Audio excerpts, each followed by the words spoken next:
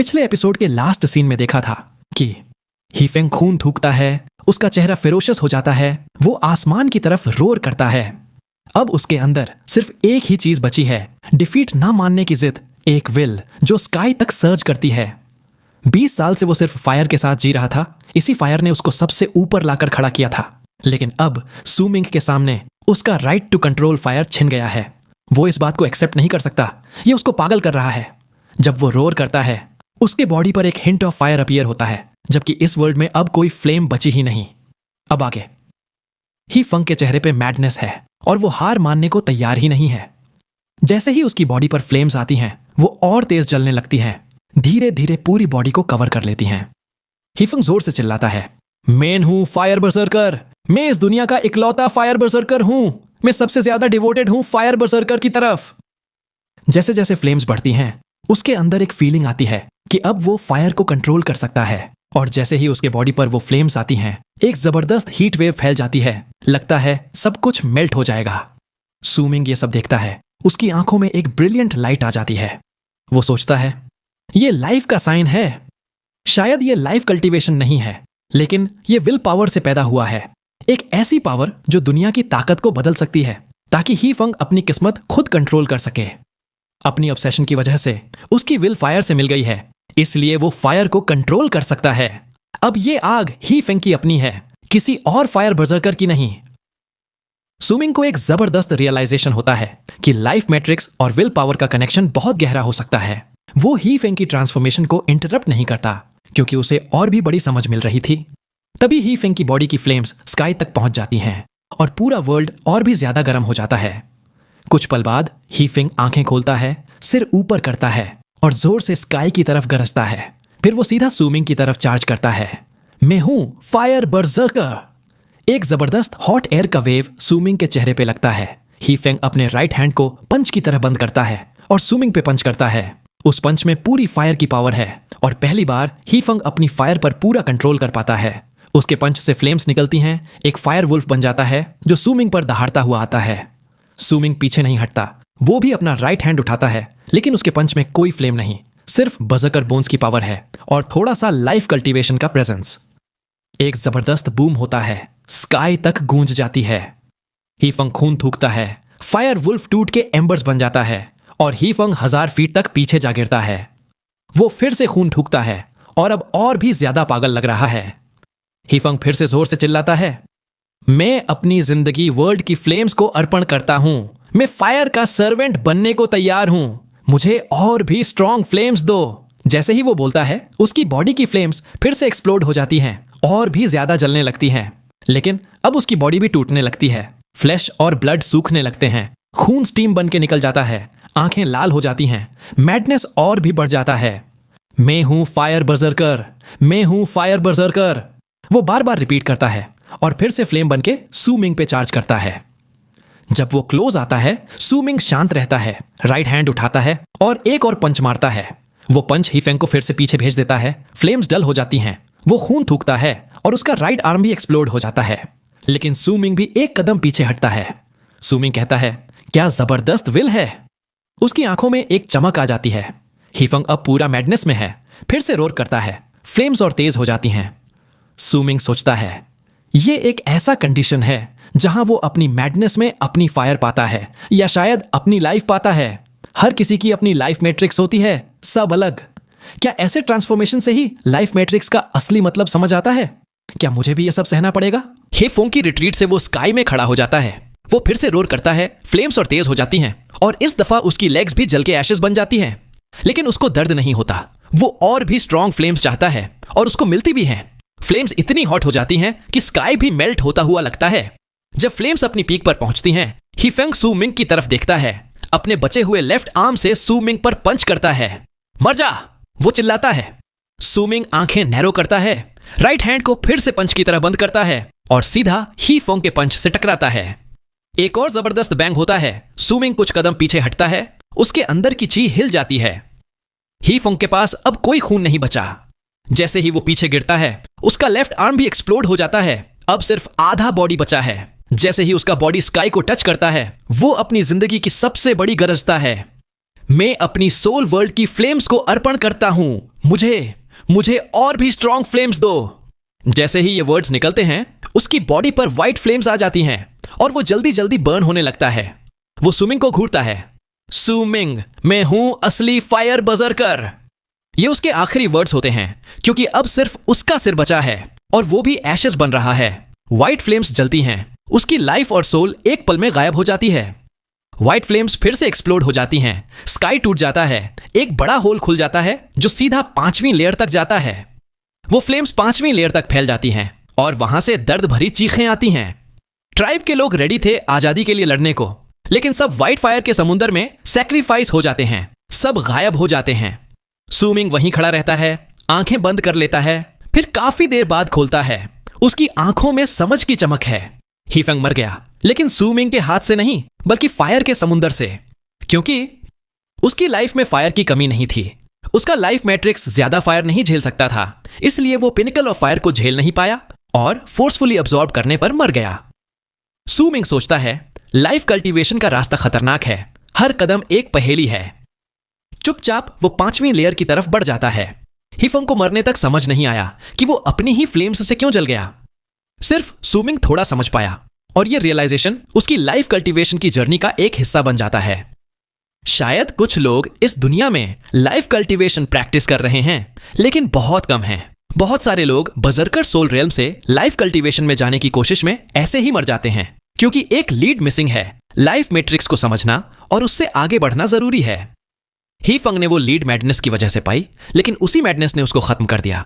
तो मेरा लीड क्या होगा? चुपचाप सुमिंग 5वीं लेयर में एंटर करता है। फ्लेम्स अब गायब हो चुकी हैं, लेकिन हवा में घना स्मोक है। ग्राउंड पूरा जल चुका है। माउंटेन्स नहीं है, सब जगह स्मोक है। कोई लाइफ का निशान नहीं। सुमिंग नजर घुमाता है, स्काई की तरफ देखता है, राइट हैंड उठाता है, वायलेट आर्मर पहन लेता है, अंडरटेकर ऑफ इविल स्पीयर हाथ में आ जाता है और लाइफ कल्टीवेशन का प्रेजेंस उस स्पीयर में आ जाता है। यह सुमिंग की अब तक की सबसे बड़ी ताकत थी, डेस्टिनी बनने से पहले। स्पीयर हाथ में लेकर सुमिंग स्काई की तरफ एक कदम बढ़ाता है। एक लंबी वायलेट आर्क बन जाती है। जोर से हाउल करता है, स्पीयर को आगे थ्रस्ट करता है। सुमिंग की पूरी पावर बॉडी से निकलती है। विंड बजरकर की हवा घूमती है, लाइटनिंग बजरकर की बिजली चमकती है और लाइफ कल्टीवेशन का प्रेजेंस स्पीयर में मिल जाता है। स्काई हिलने लगता है। स्पीयर जैसे ही स्काई को टच करता है, एक बड़ा क्रैक खुल जाता है। सुमिंग उस क्रैक में एंटर कर जाता है। 6ठी लेयर। जैसे ही सुमिंग वहां पहुंचता है, उसकी आंखों में रोशनी आ जाती है। वो देखता है हजारों लोग 6ठी लेयर की अर्थ पर घुटने टेक के बैठे हैं, जैसे उसका इंतजार कर रहे हो। सबसे आगे एक ओल्ड मैन है। उसके सिर पे एक लंबी छोटी है, जो उसने अपने बॉडी के अराउंड लपेट रखी है। ओल्ड मैन चुपचाप अर्थ पर बैठा है और उसके ट्राइब के सभी लोगों के बाल भी बहुत लंबे हैं। ये है फैंटम डेस ट्राइब। सुमिंग ने इस ओल्ड मैन को पहले भी देखा था। यह है फैंटम डेस ट्राइब का लीडर। ओल्ड मैन बोलता है, 7वीं लेयर है सदर्न फ्रंटियर ट्राइब, जो फ्रीजिंग स्काई के अंडर है। वहां 500 लोग हैं, लेकिन वो फ्रीजिंग स्काई की सबसे तेज तलवार है। 8वीं लेयर में है great tribe of freezing sky. सालों से वहां से कोई खबर नहीं आई, जैसे हमसे अलग हो गए हो। 9वीं लेयर, वो है सीमा शिन का आइसोलेशन ग्राउंड। सुमिंग कुछ नहीं बोलता। वो ओल्ड मैन को देखता है, फिर ट्राइब के बाकी लोगों को देखता है। सब चुपचाप अर्थ पर घुटने टेक के बैठे हैं। उनके चेहरे पर कोई इमोशन नहीं। ओल्ड मैन बोलता है, सुमिंग, हम फैंटम डेस ट्राइब तुमसे एक डील करना चाहते हैं। मैं तुम्हें बता सकता हूं कि लेई चेन कहां है, और हम तुम्हें फैंटम लीड भी दे सकते हैं, जिससे तुम उसकी लोकेशन ढूंढ सकते हो। तुम्हें ज्यादा कुछ नहीं देना, सिर्फ अपना लेफ्ट आर्म चाहिए। तुम मना भी कर सकते हो, लेकिन बिना हमारी आर्ट के तुम फैंटम लीड नहीं पा सकते। हम तुम और सीमा शिन के बीच के झगड़े में नहीं पड़ना चाहते। हम सिर्फ आजादी चाहते हैं। प्लीज हमें हमारी फ्रीडम दे दो। ओल्ड मैन का चेहरा थोड़ा कॉम्प्लेक्स है। वो घुटने टेक के बैठा है, सुमिंग को प्रणाम करता है। उसके पीछे सारे ट्राइब के लोग भी वही करते हैं, बुजुर्ग, औरतें, बच्चे सब। उनके बेजान चेहरों में भी फ्रीडम की चाहत छुपी है। बच्चे सुमिंग को डर से देख रहे हैं। ये सब देख के सुमिंग के बोलने के लिए शब्दों की कमी पड़ जाती है। हर ट्राइब ने अपनी अलग चॉइस की। शेपर्ड टावर ट्राइब को समझ आ गया कि वो सुमिंग का आर्म नहीं पा सकते, तो उनके एल्डर ने अपनी जान देकर अपनी ट्राइब के लिए फ्रीडम पाने की कोशिश की। ब्लड एब्सकॉन्शन ट्राइब के लोग इतने जिद्दी थे कि उन्होंने अपनी लाइफ खुद सैक्रिफाइस कर दी।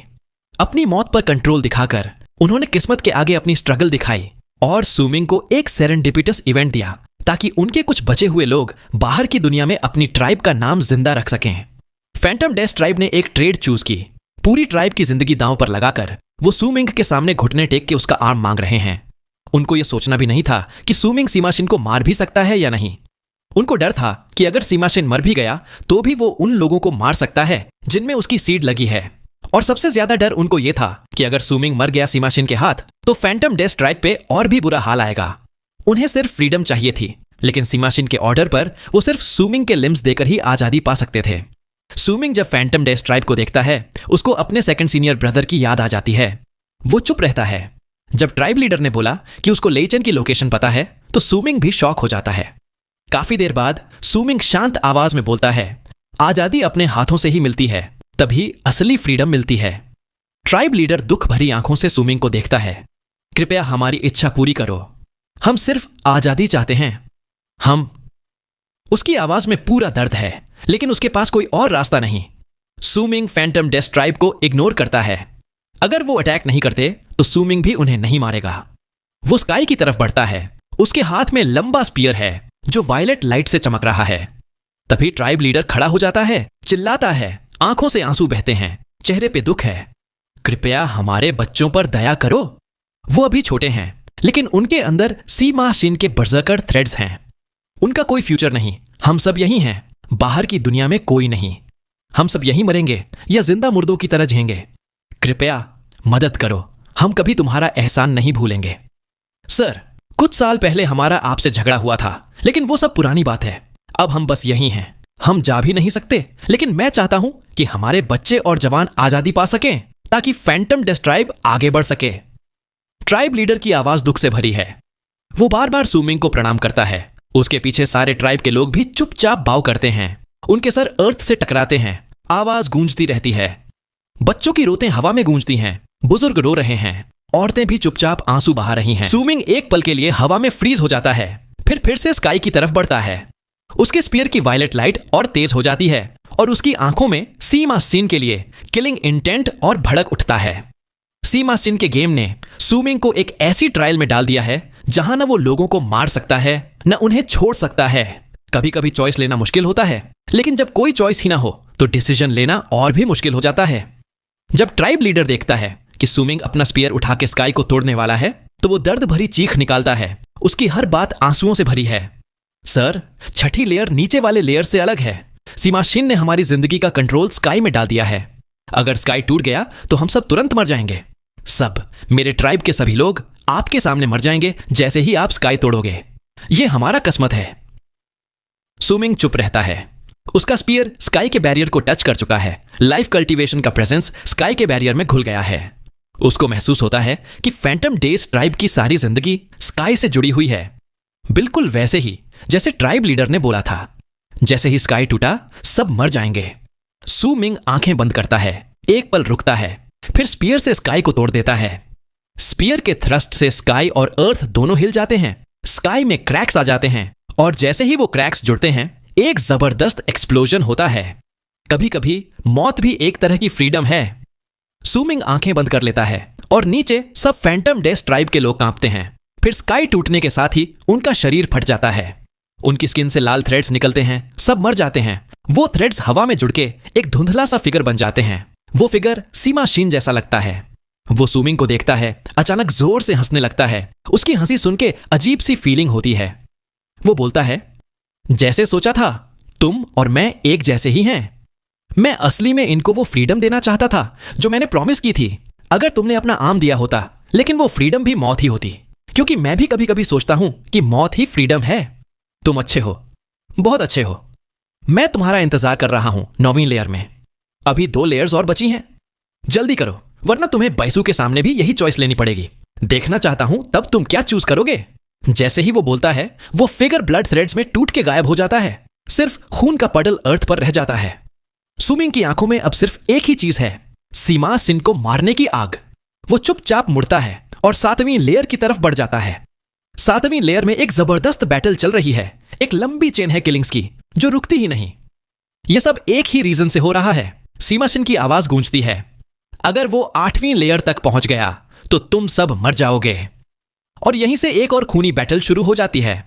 कोई बात नहीं करता, सिर्फ रैगेड सांस, डिवाइन एबिलिटीज की बरसात और हर तरफ खून का माहौल। सुमिंग को फील होता है कि 500 बजर्कर्स के अंदर जबरदस्त मर्डरस ऑरा है। ये सब आम लोग नहीं हैं, ये सब फ्रीजिंग स्काई की शार्प ब्लेड्स हैं, सदर्न फ्रंटियर के डिफेंडर्स। ये लोग अपनी फ्रीडम के लिए नहीं लड़ रहे, ये सिर्फ इसलिए लड़ रहे हैं ताकि बैटलफील्ड पर मर सकें। या तो ये मारेंगे या खुद मरेंगे। किसी पावरफुल वॉरियर के हाथ मरना उनके लिए सबसे बड़ी ग्लोरी है। सुमिंग उन्हें देखता है, राइट हैंड में स्पीयर घुमाता है और हाई स्पीड में एरिया से गुजर जाता है। जहां भी जाता है वहां सिर्फ स्लॉटर होता है। ये लोग रेजिस्ट नहीं करते, सिर्फ अपनी फुल पावर और डिवाइन एबिलिटीज से लड़ते हैं। कुछ तो चोट लगने पर खुद को भी उड़ा लेते हैं। 500 लोगों की मर्डरस ऑरा स्काई तक पहुंच जाती है। सुमिंग भी एक पल के लिए चुप हो जाता है। आखिर में वो आंखें बंद करता है। उसके आर्मर से वायलेट थ्रेड्स निकलते हैं, हर तरफ फैल जाते हैं। कोई चीख नहीं, सिर्फ शांत मुस्कुराहट और बेजान चेहरे, जैसे सबको आजादी मिल गई हो। सुमिंग को पता नहीं कितना टाइम बीत गया, शायद आधा इंसेंस स्टिक या ज्यादा। जब सब आवाजें खत्म हो जाती हैं, सिर्फ चिपचिपा खून अर्थ पर रह जाता है, तब वो आंखें खोलता है। वायलेट थ्रेड्स वापस उसमें आ जाते हैं, आर्मर बन जाते हैं और अब सिर्फ एक आदमी बचा है। एक बूढ़ा आदमी, सफेद बाल, खून लिप्स से बह रहा है, लेकिन उसके चेहरे पे नफरत नहीं, सिर्फ मुस्कुराहट है। वो बोलता है, मुझे मार दो, मुझे सीमा शिन के बजर्कर थ्रेड से मरने मत दो। मैं हूं तियन शेन, अपने स्पीयर से मेरी सोल ले लो, मुझे बैटल सोल बना लो, मैं तुम्हारी सीमा शिन से लड़ाई में तुम्हारा साथ दूंगा। उसकी आवाज बिजली की तरह गूंजती है। सुमिंग के चेहरे पे रिस्पेक्ट आ जाता है। वो स्पीयर घुमाता है और जैसे ही उसके पास से गुजरता है, उसकी सोल ले लेता है। अब सुमिंग के स्पीयर के आसपास 500 बैटल सोल्स हैं। एक भी चीख नहीं, सिर्फ शांति और एक खतरनाक मर्डरस ऑरा। ये सब सुमिंग के साथ स्काई की तरफ रश करते हैं, जहां से 8वीं लेयर का वर्ल्ड है, और उससे टकरा जाते हैं। एक जबरदस्त बैंग होता है, स्काई में क्रैक आ जाता है। सुमिंग वायलेट फिगर बन के 500 सोल्स के साथ 8वीं लेयर में घुस जाता है। हेवन गेट की 8वीं लेयर। यह है great tribe of freezing sky का वर्ल्ड। लेकिन जैसे ही सुमिंग वहां एंटर करता है, उसकी आंखें छोटी हो जाती हैं। यह एक सुनसान वर्ल्ड है जहां कोई लाइफ नहीं। स्काई ग्रे है, अर्थ भी ग्रे है, और यहां के सब लोग ग्रे हैं। उनकी आंखें ग्रे, बॉडी भी टूटी फूटी ग्रे। सब लोगों की आंखें खुली हैं, लेकिन सब ग्रे हैं, जैसे उनमें लाइफ ही ना हो। शायद ये लोग अब इंसान भी नहीं कहलाते। सुमिंग के सामने पूरा रीजन रूइंस है, बेहिसाब लाशें हैं, लेकिन वो भी लाश नहीं लग रही, क्योंकि सबकी आंखें खुली हैं, ग्रे हैं। कोई सांस नहीं, कोई पावर नहीं, सब शांत है। अजीब सी हवा है। बॉडीज में आदमी, औरतें, बुजुर्ग, बच्चे सब हैं। सब अर्थ पर चुपचाप पड़े हैं, जैसे सो रहे हों। सब में एक और बात कॉमन है, किसी के भी लेफ्ट हैंड नहीं है। सबके लेफ्ट हैंड गायब हैं। ग्रे स्काई में एक बड़ा कोन शेप्ड स्टोन है, एक स्टेज जैसा। उस पर एक आदमी बैठा है। जैसे ही वो सुमिंग को देखता है, उसके लिप्स पर एक सिनिस्टर स्माइल आ जाती है। शायद वो cone shaped stone platform heaven gate की 9वीं लेयर है, क्योंकि सुमिंग एक नजर में उस आदमी को पहचान लेता है। वो है सीमा शिन। सीमा शिन एक लंबी सफेद रोब पहने, लंबे बाल कंधे पर बिखरे रहते हैं, स्टोन प्लेटफॉर्म पर बैठा है। उसका चेहरा इतना हैंडसम है कि कोई भी देख के अट्रैक्ट हो जाए, लेकिन उसकी आंखों में एक ऐसी ठंडक और रूथलेसनेस छुपी है जो स्माइल के पीछे भी दिख जाती है। उसका कॉन्फिडेंस ऐसा है कि जैसे दुनिया भी टूट जाए, उसको फर्क नहीं पड़ता। लेकिन उसका कल्टीवेशन लेवल सिर्फ बजर्कर सोल रेल्म के इनिशियल स्टेज पर लग रहा है। वो सुमिंग को देखता है, स्माइल करता है, लेकिन आंखों में एक अजीब सी सर्दी है। वो अपना राइट हैंड उठाता है, बालों की एक लॉक को घुमाता है, और उसकी नजर और भी ठंडी हो जाती है। सीमा शिन बोलता है, सुमिंग, मैं अक्सर सोचता था कि जब हम दोबारा मिलेंगे तो क्या होगा। उसकी आवाज बहुत सॉफ्ट और डार्क है। जैसे ही वो हवा में गूंजती है, पूरे वर्ल्ड में रिपल्स आ जाते हैं, जो धीरे धीरे फैलने लगते हैं। उसकी बात खत्म होते ही उसकी आंखों में एक चमक आ जाती है, और उसका बॉडी एक पल में इनविजिबल हो जाता है। हवा में एक फिंगर, जो मर्डरस इंटेंट से भरी है, निकलती है और सीमा शिन के ब्राउ को टच करती है, लेकिन वो फिंगर उसके इनविजिबल बॉडी के अंदर से निकल जाती है। तब सुमिंग हवा से बाहर निकलता है, ठंडी नजर से ऊपर देखता है। सीमा शिन का बॉडी स्काई में मटेरियलाइज हो जाता है सुमिंग के सामने। सीमा शिन बोलता है, तुम अब भी वैसे ही हो, अटैक करते हो बिना सोच विचार के, लेकिन मैं अब वो पुराना सीमा शिन नहीं हूं। वो सुमिंग को देखता है, सिर हिलाता है, हल्की सी हंसी आती है। फिर वो अपना राइट हैंड आगे बढ़ाता है और स्काई में डिस्टॉर्शंस आ जाते हैं। जैसे ही स्काई ट्विस्ट होता है, एक सीन सामने आता है और सुमिंग चुप हो जाता है। वो सीन एक एंशंट वर्ल्ड का है, किसी अननोन जगह पर। वहां बाइसू ग्राउंड पर बैठी है। उसके पीछे एक ओल्ड मैन क्रॉस लेगेड बैठा है। ओल्ड मैन का चेहरा पेल और मिजरेबल है। कभी कभी आंखें खोलता है, उनमें सिर्फ दुख और सुकून की कमी दिख रही है। बाइसू का चेहरा भी पेल है, लेकिन वो ओल्ड मैन के सामने मजबूती से खड़ी है। अब उसके चेहरे पे पहले वाली मासूमियत नहीं, अब है डिटर्मिनेशन और रेजोल्यूशन। उसके चेहरे पर एक भयानक स्कार है जो पूरे फेस को चीर के गया है। वो चुपचाप खड़ी है, एक लंबी ब्लैक सोर्ड हाथ में है। उसके सामने एक लहराती हुई भीड़ है ग्रे आइड लिविंग डेड की, जिनके लेफ्ट आर्म्स नहीं हैं। ये लोग धीरे धीरे आगे बढ़ रहे हैं, चीख रहे हैं, और दूर तक देखो तो ये भीड़ खत्म ही नहीं होती। अर्थ काफी आगे तक कांप रही है। कुछ 100 फीट के जायंट्स दौड़ते हुए बैसू की तरफ आ रहे हैं। वो अपनी बाहें घुमा रहे हैं, बीच में आने वाले लिविंग डेड को पकड़ के मुंह में डाल रहे हैं, और उनकी आंखें सिर्फ बैसू पर टिकी हैं। सी मार्शिन सॉफ्ट डार्क आवाज में बोलता है, चिंता मत करो, वो जल्दी नहीं मरेगी। इतने सालों में मैंने सिर्फ उसके चेहरे पर एक स्कार दिया है, बाकी एक बाल भी नहीं छुआ। मैं ये बर्दाश्त नहीं कर सकता कि मैं तुमसे हार गया था इतने साल पहले। तुम्हारी वजह से ही मैंने फ्रीजिंग स्काई केव में इतना सफर किया। सब कुछ तुम्हारी वजह से है। सीमा शिन सुमिंग को घूरता है, उसकी आवाज में गहरा नफरत है। सुमिंग अपनी नजर उस डिस्टॉर्टेड स्क्रीन से हटा लेता है, सीधा सीमा शिन को देखता है। सुमिंग बोलता है, हो गया तुम्हारा? उसकी आवाज एकदम काल्म है और एक पल में उसका बॉडी गायब हो जाता है। जब वो दिखाई देता है तो सीमा शिन के बिल्कुल पास खड़ा है। उसका राइट हैंड उठता है, लाइटनिंग स्पार्क्स उसके आर्म पर चमक उठते हैं। लाइटनिंग कोलैप्स होते ही एक endless wave of sparks Seema Shin को सराउंड कर लेती है और एक जबरदस्त बैंग के साथ सीमा शिन का बॉडी टूट जाता है। सुमिंग का चेहरा थोड़ा सा डार्क हो जाता है। तभी ग्राउंड से सीमा शिन की आवाज गूंजती है और ग्रे कॉर्प्सेस के बीच से एक नया सीमा शिन निकलता है। उसका चेहरा मेल्ट हो रहा है। वो बैठ जाता है, सुमिंग को स्माइल करके देखता है। सीमा शिन बोलता है, अभी बात खत्म नहीं हुई। सुमिंग, पहली बार जब हमने लड़ाई की थी मैं पूरी तरह हार गया था। अब फिर से खेल शुरू करते हैं। सीमा शिन सुमिंग को घूरता है। उसके लिप्स पर अजीब सी स्माइल आ जाती है। अब उसके अंदर की पावर पहले से भी ज्यादा स्ट्रांग लग रही है। अब वो बर्सर्कर सोल रियल्म के इनिशियल स्टेज के पीक पर लग रहा है। सीमा शिन बोलता है, अब हमारी गैम्बलिंग चिप होगी। बैसू और उसके फादर, तुम्हारा सर्वेंट जीचे, हेवन गेट में जितने भी लोग अभी जिंदा हैं, और तुम्हारा सीनियर ब्रदर हुजी भी। आओ एक बाजी लगाते हैं, देखते हैं कौन ज्यादा स्ट्रांग है इन 20 सालों के बाद। सीमा शिन की आवाज एकदम तेज हो जाती है। पूरे वर्ल्ड में गूंज उठती है। जितने भी ग्रे आइड कॉर्प्सेस अर्थ पर पड़े हैं सब खुद उठ जाते हैं। उनकी आंखों में ग्रे लाइट चमक उठती है। सीमा शिन हंस के बोलता है, आओ तुम इस फाइट में 20 साल लेट हो। वो स्काई की तरफ चार्ज करता है। सुमिंग की आंखें छोटी हो जाती हैं। जैसे ही सीमा शिन क्लोज आता है, सुमिंग के पूरे बॉडी पर वायलेट लाइट चमक उठती है। वो अपना अंडरटेकर्स ऑफ इविल स्पीयर उठाता है और सीमा शिन की तरफ फेंक देता है। साथ ही खुद भी एक लंबी वायलेट आर्क बन के स्काई में चार्ज करता है। जैसे ही दोनों टकराते हैं एक जबरदस्त बैंग होता है, स्काई तक गूंज जाता है।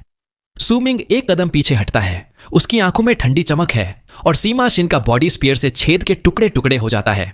लेकिन जैसे ही वो मरता है, अर्थ पर 2 ग्रे कॉर्प्सेस हंसने लगते हैं, खुद को सीमा शिन बना लेते हैं। अब वो दोनों बर्सर्कर सोल रियल्म के मिडिल स्टेज पर हैं। एक पल में वो सुमिंग की तरफ उड़ जाते हैं। सुमिंग अपनी डिवाइन सेंस फैलाता है। एक पल में उसका चेहरा डार्क हो जाता है। उसको समझ नहीं आता कौन सा सीमा शिन असली है। दोनों एक जैसे लग रहे हैं। सीमा शिन बोलता है, great art of heartless berserker seed का ग्रेट कंप्लीशन हर चीज को मैं बना देता हूं।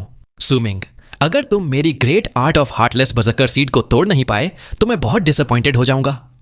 सुमिंग फ्लैट टोन में बोलता है, बहुत बोलते हो। वो राइट हैंड उठाता है। वायलेट लाइट उसके बॉडी को सराउंड कर लेती है। स्पीयर हाथ में आ जाता है। जैसे ही स्पीयर वायलेट लाइट गैदर करता है, आर्मर गायब हो जाता है और 500 बैटल सोल स्पीयर पर मटेरियलाइज होने लगते हैं। सब रूथलेस नजर से सीमा शिन को घूर रहे हैं। एक शार्प पियर्सिंग हाउल हवा में गूंजती है। सुमिंग स्पीयर को फेंक देता है।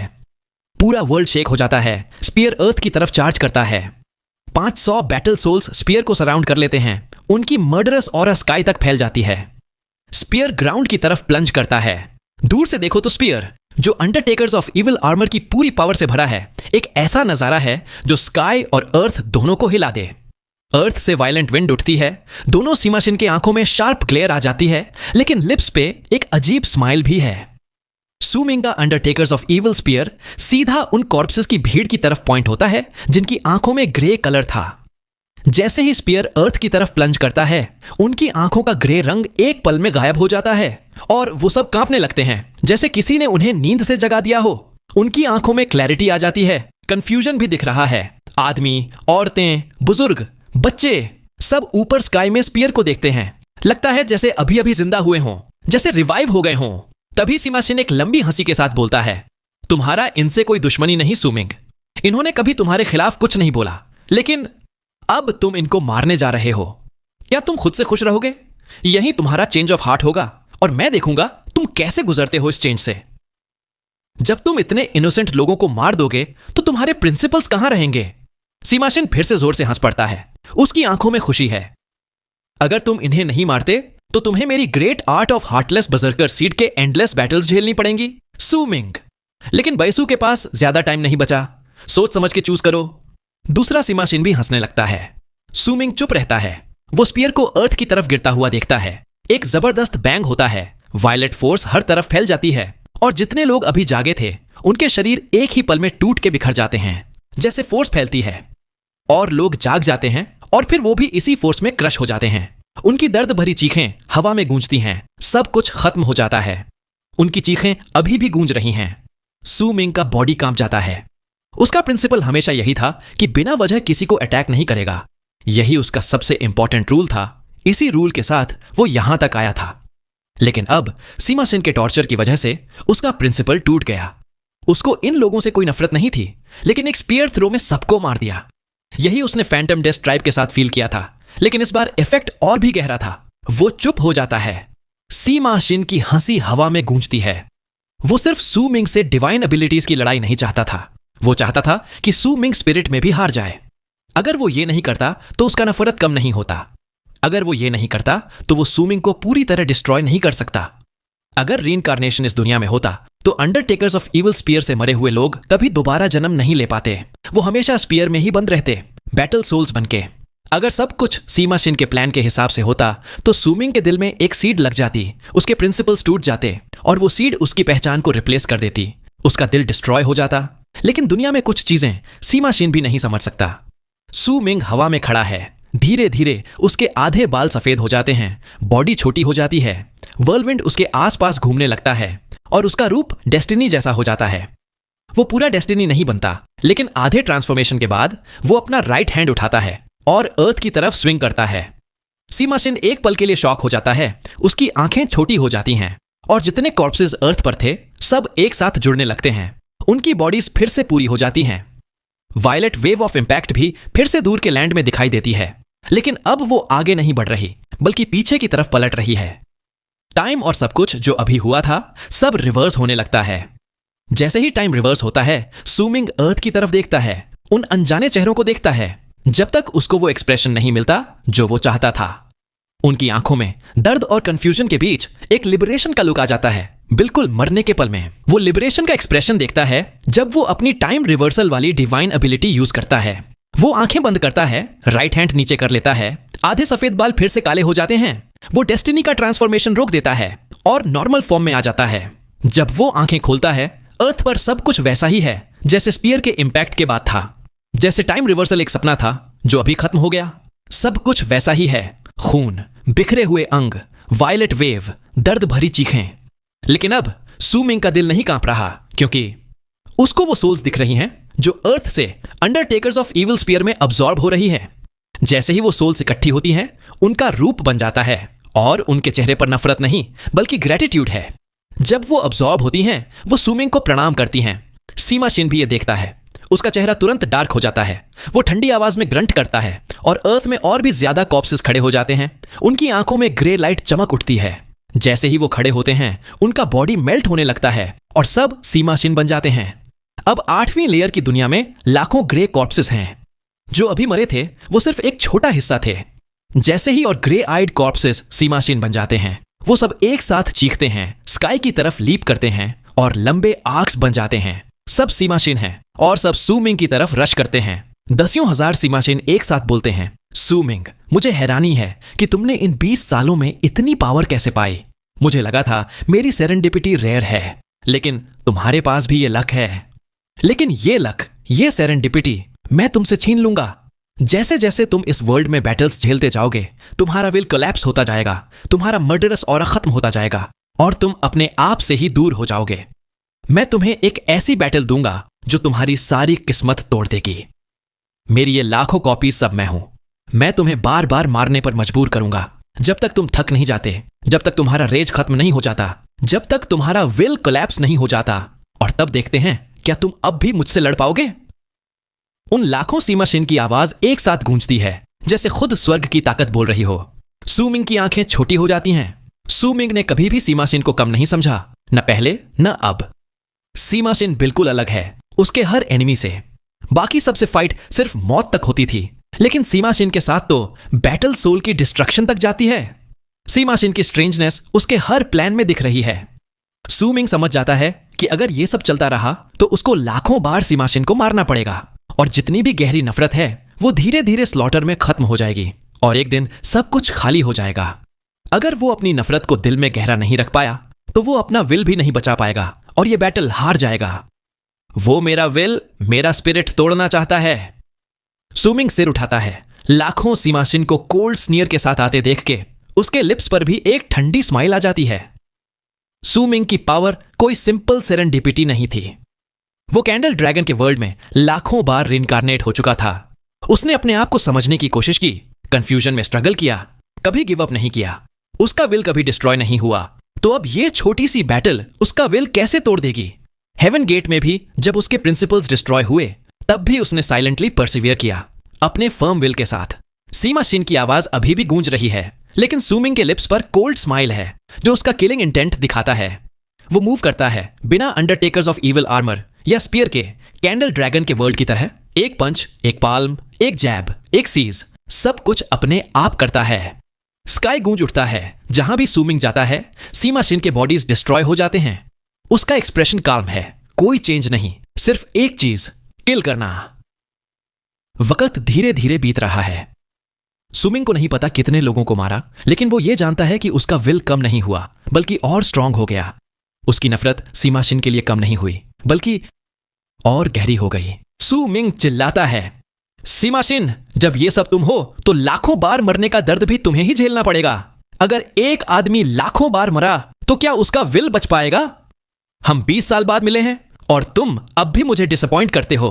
सू मिंग फ्लैट टोन में बोलता है। अगर सीमा शिन उसका विल तोड़ना चाहता है तो सू मिंग भी उसको जवाब देगा। सब सीमा शिन की आंखों में एक चमक आ जाती है। सू मिंग के वर्ड्स एक शार्प नीडल की तरह सीमा शिन के दिल में घुस जाते हैं। दूसरे का विल तोड़ना हमेशा डबल एज्ड सोर्ड होता है। जैसे ही सीमा शिन ने सू मिंग पर प्लान किया, उसको भी सू मिंग की रिटेलिएशन झेलनी पड़ रही है। अब सीमा शिन का दिल भी कांप रहा है।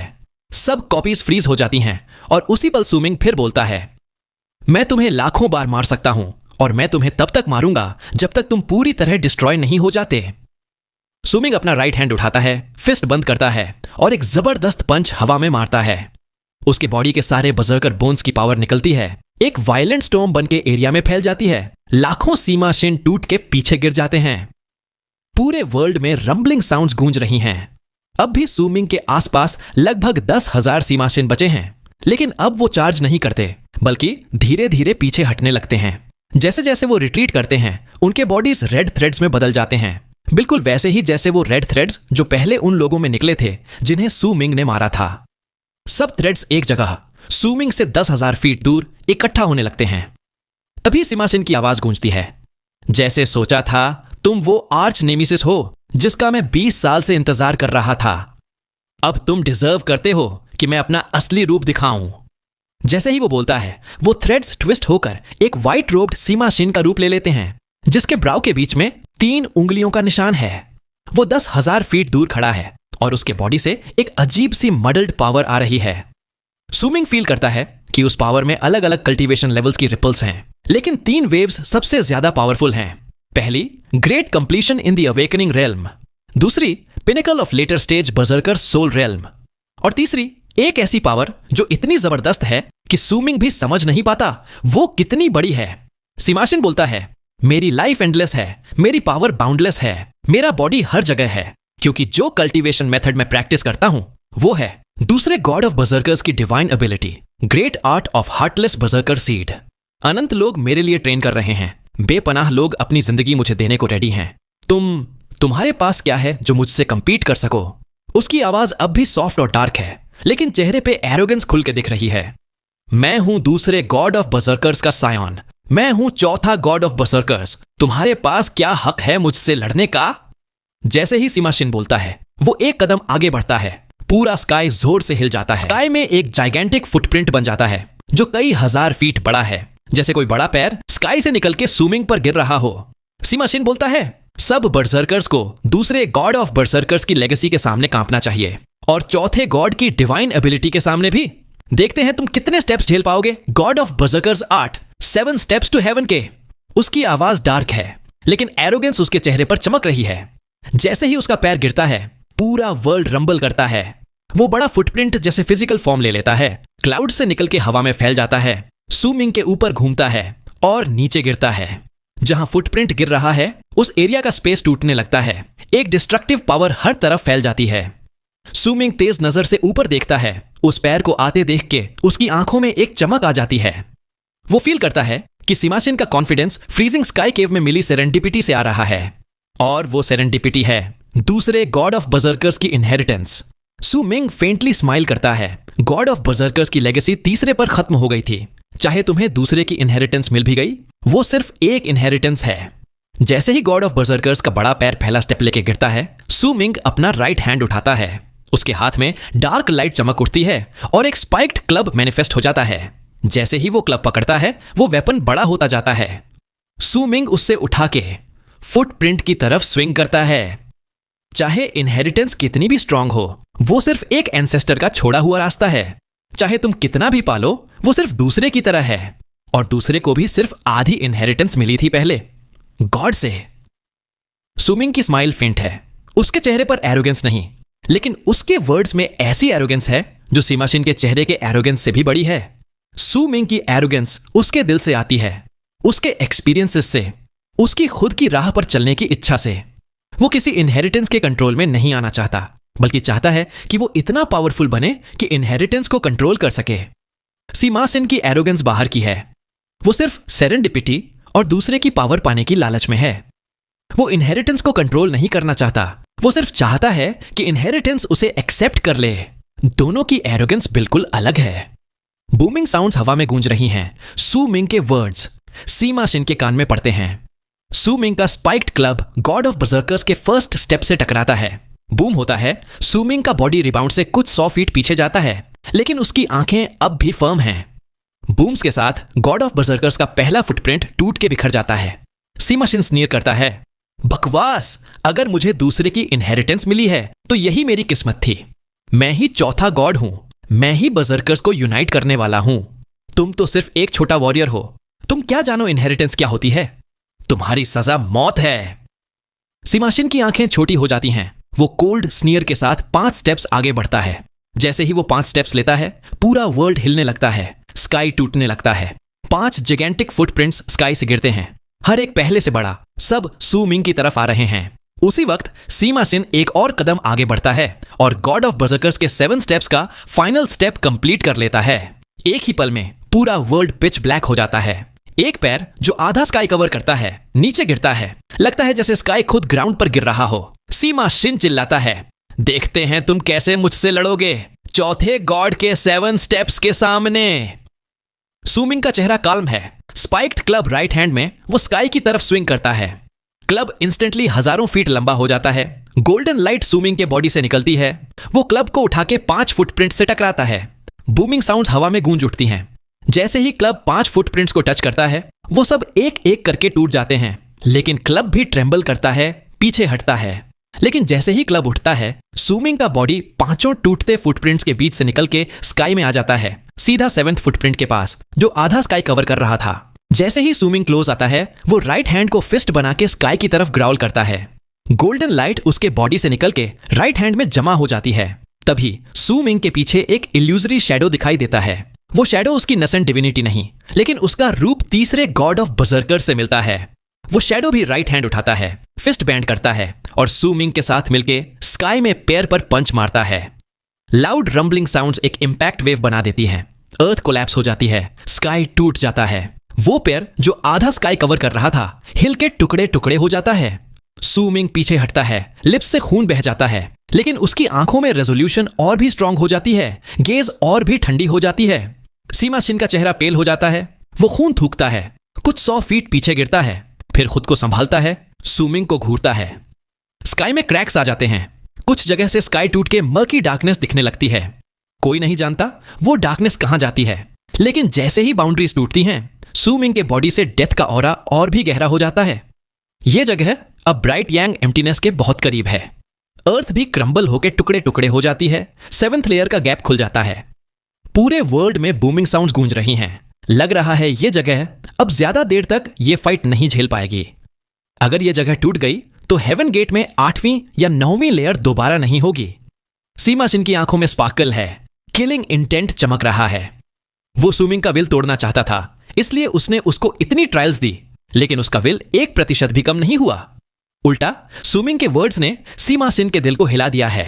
लेकिन अब सोचने का टाइम नहीं। सीमा शिन कुछ स्टेप्स पीछे हटता है, राइट हैंड से हवा को पकड़ता है और एक जाइगेंटिक फैन उसके हाथ में आ जाता है। वो फैन ऐसा लगता है जैसे अनंत फेदर से बना हो।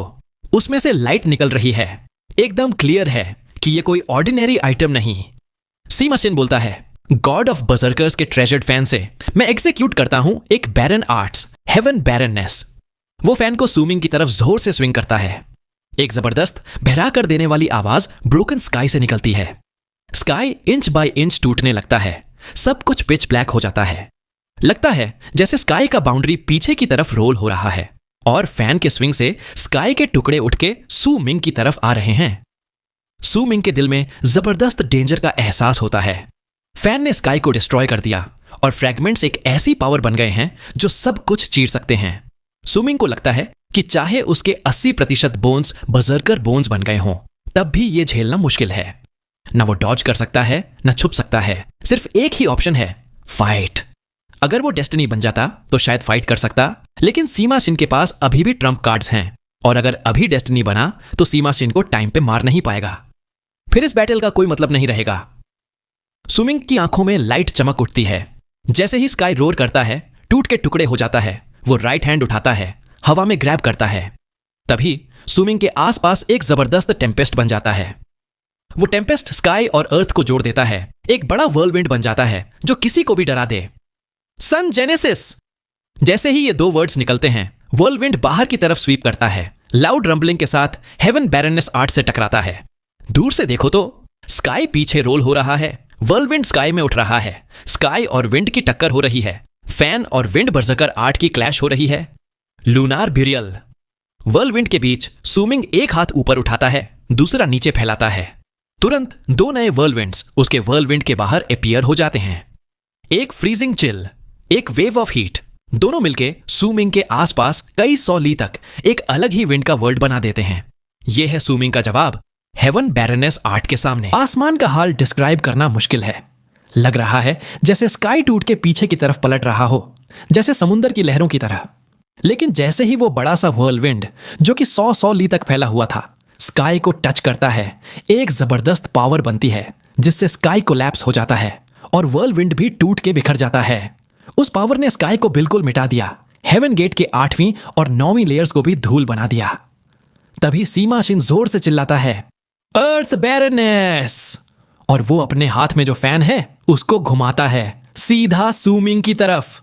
अब ये सब उसके एक्सपेक्टेशंस के बिल्कुल बाहर था। न सिर्फ सू मिंग का विल तोड़ना मुश्किल था, बल्कि गॉड ऑफ बर्जर्कर्स के 7 स्टेप्स भी उसको क्रश नहीं कर पाए। और अब तो हेवन बैरननेस आर्ट, जो कि उस प्राइसलेस फैन में था, वो भी सू मिंग को डिस्ट्रॉय नहीं कर पा रहा था। अब उसकी आंखों में पूरा किलिंग इंटेंट भर गया है। वो फैन को घुमाता है और अर्थ बैरननेस आर्ट को एक्टिवेट करता है। ये उस फैन की सबसे पावरफुल आर्ट थी जो वो अभी कर सकता था। मैन बैरननेस आर्ट अभी उसके लेवल पे पॉसिबल नहीं था, वरना अगर जबरदस्ती करता तो खुद ही बुरी तरह से चोट खाता। जैसे ही वो फैन घुमाता है, जमीन जो पहले से ही टूटी फूटी थी वो कांपने लगती है और सू मिंग की तरफ हवा की तरह दौड़ पड़ती है, जो अभी हवा में खड़ा था। जमीन का कोई हिसाब नहीं, सब सू मिंग की तरफ बढ़ रही है, एक ऐसी प्रेजेंस के साथ जो सब कुछ डिस्ट्रॉय कर सकती है।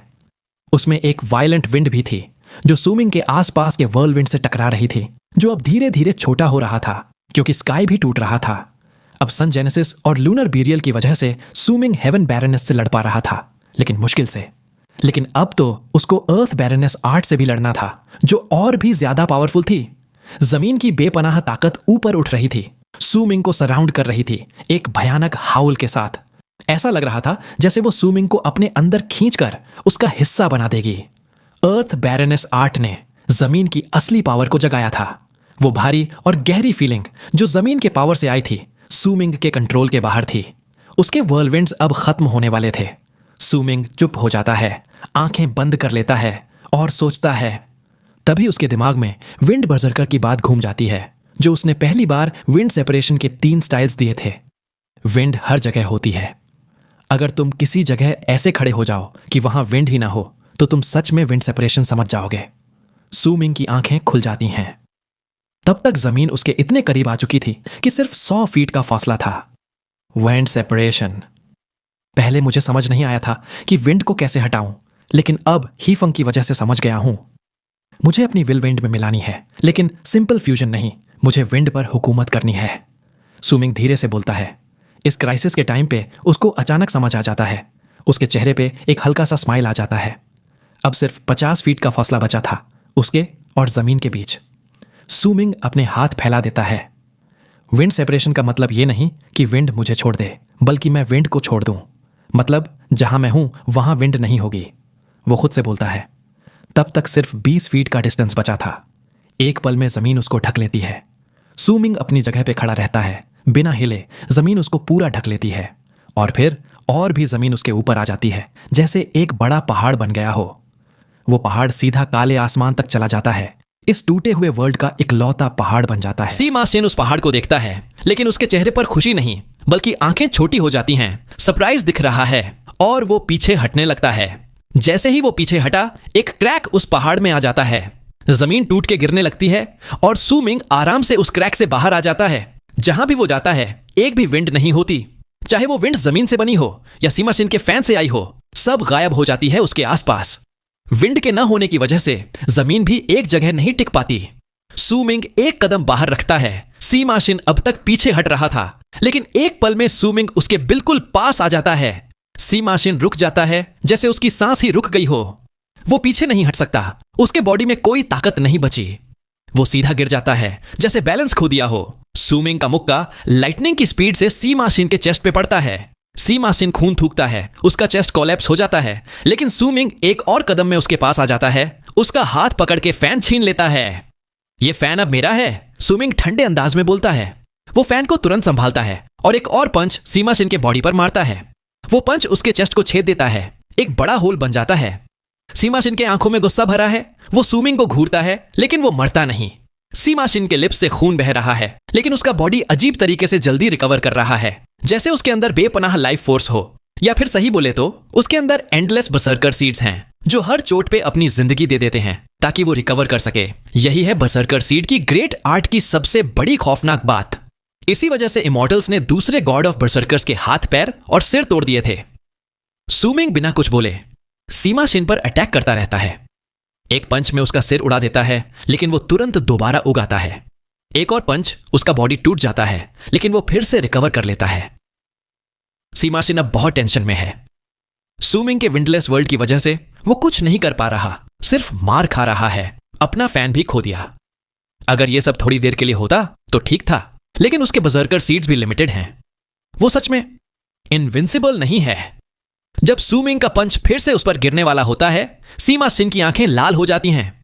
वो अपनी जुबान का टिप काट के खून थूकने की कोशिश करता है, लेकिन खून निकलता ही नहीं, बल्कि उल्टा अंदर चला जाता है। इसी बीच सूमिंग का पंच उसके बॉडी के पार हो जाता है। उसका फ्लैश फिर से जुड़ जाता है और सूमिंग का पंच फिर से उस पर आ जाता है। सीमा सेन गुस्से से सूमिंग को घूरता है। वो मान नहीं सकता। उसके पास अभी भी बहुत सारी डिवाइन एबिलिटीज हैं, ट्रेजर्स हैं, लेकिन एक गलती की वजह से सूमिंग ने उसको बार बार अटैक कर दिया। सीमा सेन को एक पल भी नहीं मिला काउंटर अटैक करने का। उसको सिर्फ कुछ सांस लेने का टाइम चाहिए था, ताकि वो सूमिंग के विंडलेस वर्ल्ड से निकल सके। सीमा सेन अपने दिल में चीखता है। जब सूमिंग का पंच फिर से उस पर गिरने वाला होता है, उसका बॉडी टूट के रिकवर होता है, लेकिन इसी वक्त एक और पंच आ जाता है। सीमा सेन देखता है सूमिंग का पंच आ रहा है। उसकी आंखें लाल हो जाती हैं और जब वो पंच पड़ता है, बिना सोचे समझे वो अपने बजर्कर सीड्स की लाइफ फोर्स को अब्सॉर्ब कर लेता है और उनकी जिंदगी के बदले वो खुद को सेल्फ डिस्ट्रक्ट कर देता है। उस एक्सप्लोजन की पावर इतनी ज्यादा थी कि स्काई और अर्थ दोनों हिल जाते। एक डिस्ट्रक्टिव पावर बन जाती जिससे अगर सुमिंग ने पंच कंटिन्यू किया तो उसको भी उस एक्सप्लोजन का सामना करना पड़ता। वो इंपैक्ट सुमिंग को चोट पहुंचा सकता था और उसका हार्ड अर्न्ड चांस भी छिन सकता था। सीमा शिन अपनी अजीब डिवाइन एबिलिटी की वजह से रिकवर हो जाता, चाहे उसको बहुत सारे बर्जर्कर सीड्स कुर्बान करने पड़ते, लेकिन उसके पास फिर से अटैक करने का मौका आ जाता। उसके दिल में सुमिंग के लिए नफरत और बढ़ जाती है। उसको पूरा यकीन था कि सुमिंग अब पीछे हट जाएगा। ये उसका इकलौता ऑप्शन था। सीमा शिन के लिप्स पे एक खतरनाक स्माइल आ जाता है, लेकिन जैसे ही उसका बॉडी एक्सप्लोड होता है, सब कुछ फ्रीज हो जाता है। उसकी आंखें खुल जाती हैं। उसको समझ नहीं आता कि क्या हो रहा है, लेकिन उसकी आंखों के सामने सुमिंग एक टीनेजर बन जाता है। उसके आधे बाल सफेद, आधे पर्पल हो जाते हैं। एक जबरदस्त प्रेजेंस, एक इंटिमिडेटिंग एयर सुमिंग के बॉडी से निकलती है। इस क्रिटिकल मोमेंट पे सुमिंग ने अपने आप को डेस्टिनी में बदल लिया। सीमा शिन को अचानक याद आता है, जब उसने सुमिंग को परसिक्यूट किया था तो कैसे कॉर्प्सेस के टुकड़े जुड़ के फिर से लोग बन गए थे। वो सीन उसको शॉक कर गया था। जैसे ही उसका दिल जोर से धड़कता है, सुमिंग डेस्टिनी में पूरा ट्रांसफॉर्म हो जाता है। वो अपना हाथ उठाता है और सीमा शिन की तरफ घुमाता है और तुरंत टाइम सीमा शिन के आसपास रिवर्स होने लगता है। उसके अंदर जो केओटिक पावर कोलैप्स होने वाली थी वो फिर से स्टेबल हो जाती है। टाइम उसके एक्सप्लोडिंग बॉडी के लिए रिवर्स हो जाता है। उसके चेहरे की स्माइल भी फ्रीज हो जाती है। सब कुछ वापस पहले जैसा हो जाता है। इसके लिए सुमिंग को बहुत बड़ा प्राइस चुकाना पड़ता है, लेकिन सीमा शिन ने जितने बर्सर्कर सीड्स कुर्बान किए थे वो चांस एक ही स्विंग में सुमिंग ने छीन लिया और तभी सुमिंग का पंच उसके बॉडी पर गिरता है। जैसे ही वो डिसइंटीग्रेट होता है, सुमिंग फिर से अपना हाथ घुमाता है। टाइम फिर से रिवर्स हो जाता है और सीमा शिन एक एंडलेस साइकिल में फंस जाता है। ये एक एक्सीडेंटल डिस्कवरी थी, लेकिन जैसे ही सुमिंग का विंडलेस वर्ल्ड डेस्टिनी के साथ मिला, उसको महसूस हुआ कि उसके पास अब और भी ज्यादा पावरफुल पावर आ गई है। सीमा शिन के दिल में डिस्पेयर भर जाता है। वो अंदर ही अंदर चीखता है। वो मान नहीं सकता, वो नहीं मान सकता। उसको महसूस होता है कि उसके बहुत सारे बर्सर्कर सीड्स मर रहे हैं और जल्दी ही उसके पास और ज्यादा नहीं बचेंगे। तब उसके लिए सिर्फ मौत ही बचेगी। लेकिन सीमा शिन कोई आम आदमी नहीं था। जब वो इस होपलेस सिचुएशन में फंस गया, एक उसकी बोन का टुकड़ा टूट जाता है, सुमिंग का पंच फ्रीज हो जाता है और स्काई में एक अजीब सीन दिखाई देता है। पूरी दुनिया अंधेरे में डूब चुकी है। ऊपर आसमान में एक अजीब सी डार्कनेस छा गई है, जैसे कोई भूतिया मुंह सब कुछ निगलने के लिए खुला हो। हेवन गेट का 8वीं लेयर अभी उसी डार्कनेस में डूब रहा है और लगता है कि किसी भी पल यह पूरा जगह अंधेरे में समा जाएगा। इसी वक्त डार्कनेस के अंदर एक बड़ी सी क्रैक पड़ती है और उस क्रैक से लो रोड सुनाई देते हैं। सुमिंग देखता है, बैसू भी वहां है। उसका पूरा बदन खून से भरा हुआ है। उसके सामने लाशों का समुंदर पड़ा है और 2 बड़े बड़े जायंट्स उस पर हमला करने आ रहे हैं। बाइसू के चेहरे पर एक अजीब सी मुस्कुराहट है और उसका चेहरा, जिसमें एक पुराना निशान है, अब और भी डरावना लग रहा है। बाइसू के पीछे एक बूढ़ा आदमी खड़ा है। उसका चेहरा बिल्कुल सफेद, आंखें फटी हुई और उसकी आंखों में दुख ही दुख है। जब बाइसू देखती है कि वो 2 जायंट्स अब सिर्फ कुछ कदम दूर हैं, तो उसके चेहरे पर एक शांत सी मुस्कुराहट आ जाती है। उसकी आंखों में डिस्पेयर है, लेकिन चेहरा बिल्कुल शांत, जैसे उसने अब हर चीज से समझौता कर लिया हो। वो आंखें बंद करती है, जैसे अपनी मौत का इंतजार कर रही हो। यह सब सीमा शिन का चाल है। उसने यह क्रैक खोला है ताकि सुमिंग बैसू को मुश्किल में देखे। अगर सुमिंग उसे बचाने गया तो सीमा शिन को बचने का मौका मिल जाएगा, लेकिन उसे पूरा यकीन है सुमिंग जरूर जाएगा। सुमिंग एकदम साइलेंट है, लेकिन फिर भी वो अपना पंच सीमा शिन के शरीर पर मारता है। जैसे ही वो शरीर बिखर जाता है, सुमिंग एक गहरी सांस लेता है, अपनी डेस्टिनी वाली ट्रांसफॉर्मेशन खत्म करता है और आसमान की तरफ एक कदम बढ़ाता है। जब वो आगे बढ़ता है, उसका शरीर वापस अपनी असली रूप में आ जाता है और वो क्रैक के अंदर चला जाता है, एक ऐसी दुनिया में जहां हर तरफ ग्रे कॉर्प्सेस बिखरे रहते हैं। जब सुमिंग वहां पहुंचता है, बैसू अपनी आंखें बंद कर चुकी होती है। वो अब अपनी जिंदगी से थक चुकी है। पिछले 20 साल की थकान, पछतावा और वो एक मौका जो उसने खो दिया था, सब याद आ रहा है। उसने सोचा, काश एक और मौका मिलता तो वो जरूर सब कुछ संभाल लेती। लेकिन मौत उसके पास नहीं आई। एकदम से तेज चीखने की आवाज, जोर का धमाका उसके कान में पड़ता है और वो अपनी आंखें खोलती है। जब वो देखती है तो उसकी आंखें फटी की फटी रह जाती हैं। बैसू देखती है एक पीठ, वो पीठ जो उसकी यादों में बस चुकी थी, उसकी हड्डियों तक में बस चुकी थी। सुमिंग की पीठ। और वो दोनों जायंट्स जो उस पर हमला कर रहे थे अब बिखर चुके हैं, टुकड़े टुकड़े हो चुके हैं। वायलेट लाइट उसके चारों तरफ घूम रही है, एक रिंग की तरह, और जहां जहां वो लाइट जाती है सभी ग्रे कॉर्प्सेस भी बिखर जाते हैं। बाइसू कहती है, सू मिंग। उसकी आवाज में भरोसा नहीं हो रहा, आंखों से आंसू निकल रहे हैं। सू मिंग उसकी तरफ मुड़ता है और दोनों की आंखों में सिर्फ एक दूसरे का चेहरा है, जैसे पूरी दुनिया गायब हो गई हो। बूढ़ा आदमी भी सू मिंग को देखता है, उसका चेहरा हैरानी से भरा है। वो सोचता है यह वही सू मिंग है जिसने उसकी बेटी का दिल तोड़ा था। पहले तो वो सू मिंग को मारना चाहता था, लेकिन फिर बाइसू की वजह से अपने इरादे से पीछे हट गया था। लेकिन अब सू मिंग को देखकर उसकी हैरानी सीमा शिन के वापस आने जितनी बड़ी है। सू मिंग, वो बूढ़ा भी चिल्लाता है। जब सू मिंग बाइसू की तरफ मुड़ता है तो बाइसू रोती हुई उससे गले लग जाती है, जैसे डर हो कि वो फिर से खो जाएगा। सू मिंग पहले थोड़ा टेंस हो जाता है, लेकिन फिर धीरे धीरे रिलैक्स हो जाता है। उसके भी दिमाग में पुरानी यादें आ जाती हैं, वो स्नो वाली जगह, वो पल जब दोनों साथ थे। लेकिन अभी सोचने का वक्त नहीं है। सू मिंग अपना हाथ बाइसू के कंधे पर रखता है और बूढ़े आदमी की तरफ देखता है। एक हाथ से बूढ़े को खींच लेता है और बाइसू को लेकर क्रैक की तरफ भागता है। लेकिन क्रैक अब बहुत तेजी से छोटा हो रहा है। सीमा शिन नहीं चाहता कि सू मिंग वापस आए। नीचे से जोर जोर की गर्जने की आवाज आती है और दूर से लगभग 100 जायंट्स उनकी तरफ दौड़ते हुए आ रहे हैं। सू मिंग पहले ही देख चुका था, ये जायंट्स डेड सी के जायंट्स जैसे ही हैं। जमीन हिल रही है, एक बड़ी सी क्रैक जमीन में पड़ती है और तभी एक येलो ड्रैगन निकलता है। हाँ दोस्तों, एक असली येलो ड्रैगन। इसकी लेंथ लगभग 10,000 फीट है। कोई मूंछ नहीं, सिर्फ शार्प फिन्स उसके साइड्स पर और पूरा बदन येलोविश ब्राउन स्केल से भरा हुआ। वो ड्रैगन जोर से गरजता है, आसमान की तरफ देखता है और सू मिंग की तरफ देखते ही पागल हो जाता है। सू मिंग को वही फीलिंग आती है जो कैंडल ड्रैगन को देखकर आई थी जब वो कमजोर था। तभी सू मिंग के हाथ पर जो क्रिम्सन ड्रैगन सो रहा था उसकी आंखें खुल जाती हैं। क्रिम्सन ड्रैगन एकदम से उड़ता है और हवा में 10,000 फीट लंबा हो जाता है। अब 2 ड्रैगन्स आमने सामने गरज रहे हैं। तभी एक औरत की आवाज जमीन से आती है, लेट हिम गो। जैसे ही वो बोलती है, येलो ड्रैगन चुप हो जाता है, सिर्फ घूरता है। सू मिंग पर जो प्रेशर था वो भी हट जाता है। सू मिंग बिना टाइम वेस्ट किए बाइसू और उसके पिता को लेकर क्रैक की तरफ भागता है और क्रिम्सन ड्रैगन भी एक लाल रोशनी बनकर उनके साथ निकल जाता है। जैसे ही सू मिंग निकलता है, क्रैक बंद हो जाता है और सब कुछ गायब हो जाता है। अब दोस्तों, जमीन से एक औरत निकल कर आती है। लगता है सिर्फ 20 साल की है, लेकिन उसकी आंखों में अजीब सी पुरानी रूह है। उसकी खूबसूरती ऐसी है कि पूरी दुनिया शर्म से छुप जाए। वो येलो ड्रैगन के ऊपर खड़ी हो जाती है, आसमान की तरफ देखती है और सोचती है, इस लड़के में एबिस बिल्डर्स की प्रेजेंस क्यों है, जो एम्परर ऑफ एबिस के ट्रू वर्ल्ड से आते हैं। फिर वो हंस पड़ती है, उसकी हंसी से पूरा जगह रंगीन हो जाता है। वो कहती है, इंटरेस्टिंग, यह डिमेंशनल क्रैक ट्रू मॉर्निंग डाउ वर्ल्ड को यिन डेथ रीजन से जोड़ता है। चलो, अब जब हम घर से बाहर आ ही गए हैं तो यिन डेथ रीजन भी देख लेते हैं। शाओहुआंग।